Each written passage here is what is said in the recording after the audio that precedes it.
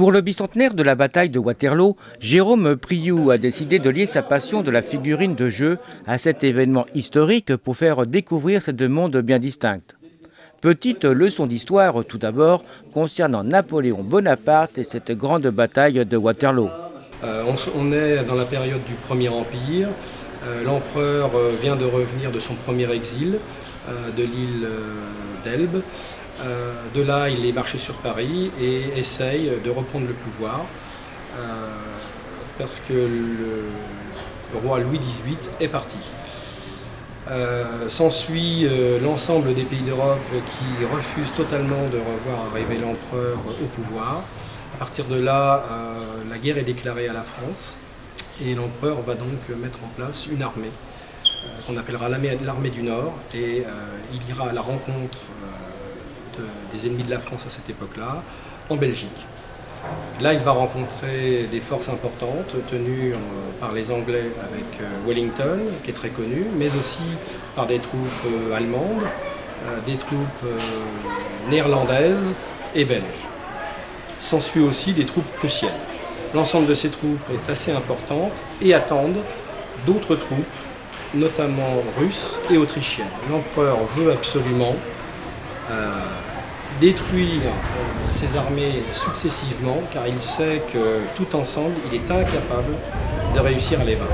Et ce qu'il cherche, c'est une paix négociée pour lui, en sa faveur. Il est clair qu'il n'y aura pas de réponse des pays belligérants et que de toute façon l'affrontement est inévitable. On commencera par donc une marche en Belgique sur Charleroi.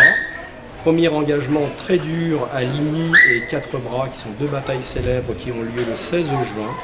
Et ensuite, après que la bataille de Ligny contre les Prussiens ait été gagnée par l'empereur, et donc un recul des troupes prussiennes, et la bataille de Quatre-Bras, où en fait il y a eu un match nul, on va dire, entre les troupes anglaises et Napoléon, eh bien on va se retrouver à Waterloo pour une autre bataille décisive. Là, les Anglais sont en position défensive, attendent les Français de pied ferme, en espérant surtout que leurs alliés vont bien venir, comme ils l'ont dit, les soutenir pendant cette bataille. À partir de là, le 18 juin 1815, va avoir lieu un événement certes tragique, militaire, mais en même temps diplomatique, politique, très important et qui va avoir des conséquences sur l'Europe par la suite. Alors, pourquoi avoir choisi Waterloo pour cette exposition ?